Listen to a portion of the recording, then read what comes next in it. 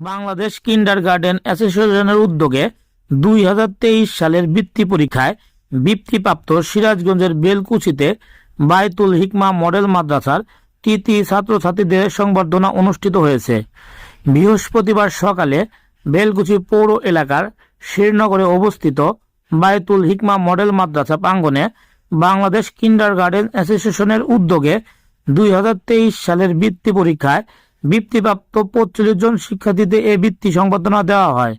এই সংবর্ধনা অনুষ্ঠানে প্রধান অতিথি হিসেবে উপস্থিত ছিলেন উপজেলা শিক্ষা অফিসার মুস্তাফিজুর রহমান। এ সময় বিশেষ অতিথি হিসেবে উপস্থিত ছিলেন যমুনা টিভির সিনিয়র রিপোর্টার গোলাম মোস্তফা রুবেল, পৌর কাউন্সিলর আলম প্রামাণিক, মাদ্রাসার অধ্যক্ষ আবুল হোসেন, বিশিষ্ট ব্যবসায়ী ও সমাজসেবক আলহাজ গোলাম কিবরিয়া বাবু সরকার, মাদ্রাসার পরিচালক মোহাম্মদ হোসেন আলী, আব্দুল খালেক, শামসুল হক, অভিভাবক হাওয়া খাতুন, মোহাম্মদ জাহিদুল ইসলাম প্রমুখ। সংবাদের আলো, ডেস্ক নিউজ।